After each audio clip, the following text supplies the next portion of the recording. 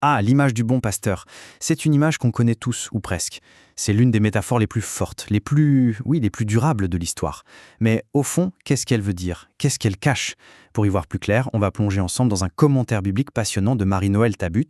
Elle va nous montrer comment cette image tisse un fil rouge à travers plusieurs textes très importants.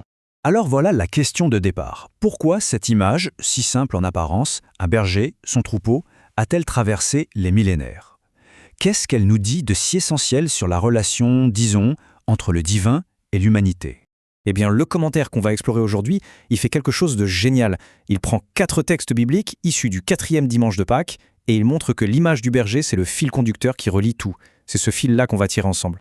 Première partie, le berger et le troupeau. Voilà, le point de départ du commentaire, c'est cette idée, une idée fondamentale en fait.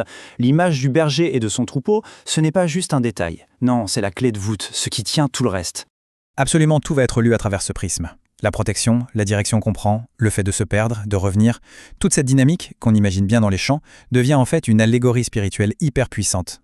Alors on continue, une promesse ancestrale de sollicitude. Pour comprendre ce qu'est un berger idéal, le commentaire ne part pas de rien. Il remonte à une source très ancienne, les psaumes. Le Seigneur est mon berger, je ne manque de rien.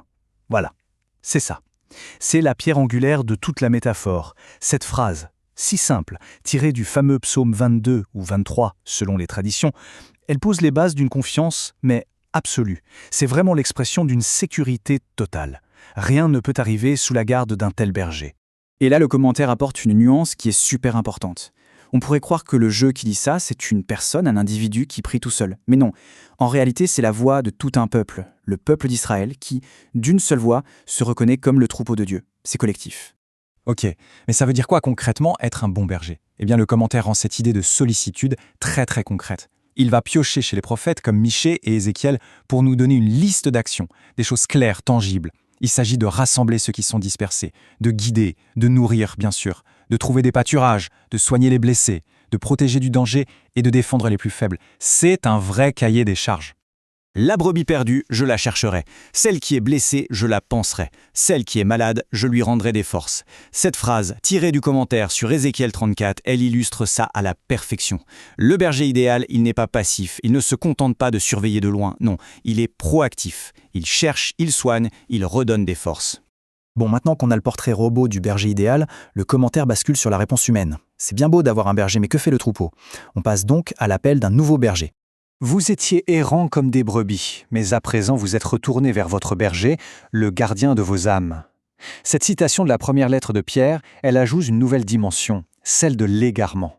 L'idée, c'est que l'humanité est comme un troupeau qui s'est perdu, qui est parti dans tous les sens, mais qui a toujours la possibilité de faire demi-tour, de revenir vers son gardien. Et pour nous montrer concrètement comment on rejoint le troupeau, le commentaire nous emmène à un moment bien précis de l'histoire. Imaginez la scène, on est à Jérusalem, c'est le matin de la Pentecôte. L'apôtre Pierre vient de finir un discours qui a visiblement marqué les esprits. Et là, la foule pose une question cruciale. Frères, que devons-nous faire? Ça, c'est un vrai tournant. Les gens qui ont écouté Pierre, le texte dit qu'ils ont été touchés au cœur. Ils ne restent pas là, passifs, ils veulent agir. Ils demandent « Ok, et maintenant on fait quoi ?» C'est le début de tout. La réponse de Pierre est directe. Convertissez-vous. Et le commentaire de Marie-Noël Tabut insiste beaucoup sur le sens très visuel, très concret de ce mot à l'époque. Se convertir, ce n'est pas juste changer d'avis dans sa tête, non, c'est se retourner, faire demi-tour, c'est un acte physique. On abandonne un chemin qui est tortueux, le texte part de génération tortueuse, pour prendre une toute nouvelle direction. Et donc on a un cheminement très clair en 4 étapes. D'abord, les cœurs sont touchés par le message, une émotion. Ensuite, ils posent la question « Que doit-on faire ?» La recherche d'action. Troisièmement, ils reçoivent la réponse « Convertissez-vous », l'instruction.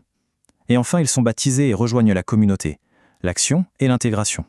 Et le résultat, le texte nous donne un chiffre, 3000. 3000 personnes qui se sont jointes au groupe en une seule journée. C'est énorme. Ce chiffre, il est là pour nous montrer l'impact incroyable de cet appel à revenir au berger. C'est un rassemblement massif et immédiat. Et maintenant, on arrive au point culminant de l'analyse, la voie et la porte. On entre dans l'évangile de Jean, et là, tout change. Pourquoi? Parce que ce n'est plus un prophète ou un apôtre qui parle, c'est Jésus lui-même qui prend la parole pour définir son rôle. Et il établit un contraste mais saisissant. D'un côté, il y a le vrai berger. Lui, il entre par la porte normalement. Sa voix est connue des brebis, elle est familière. De l'autre, il y a le voleur, le bandit. Et lui, il n'entre pas par la porte, il escalade, il entre par effraction. Sa voix, c'est celle d'un étranger. Le premier mène à la vie, le second vient pour voler, égorger, faire périr. La différence est totale. C'est une question de discernement. Et puis il y a cette phrase incroyable. Amen, amen, je vous le dis, moi je suis la porte des brebis. Remarquez bien, il ne dit plus seulement je suis le berger, il dit je suis la porte. Le commentaire explique que c'est une affirmation encore plus forte. Ça veut dire qu'il est l'unique point d'accès, le seul passage sécurisé pour accéder à la protection et à la vie. Et quel est le but de tout ça? La finalité. Il le dit juste après. Moi je suis venu pour que les brebis aient la vie, et la vie en abondance. Voilà le cœur du message. La mission du bon pasteur, ce n'est pas juste de garantir la survie, d'éviter les dangers, c'est de conduire à une vie en abondance. Une vie pleine, riche, épanouie. Alors, la leçon finale de tout ce parcours, selon le commentaire, elle tient en un détail clé. Les brebis suivent le berger. Pourquoi? Parce qu'elles connaissent sa voix. Ce n'est pas une obéissance aveugle ou forcée, non, c'est une adhésion qui est basée sur une relation, sur la confiance, sur une familiarité qui s'est construite dans le temps. Ce qui nous amène à la question finale, celle que ce décryptage nous laisse. Dans un monde comme le nôtre, rempli de bruit, de sollicitations, de discours contradictoires, dans ce monde aux multiples voix, comment reconnaître celle du berger? Le véritable défi, finalement, n'est-il pas celui de l'écoute et du discernement?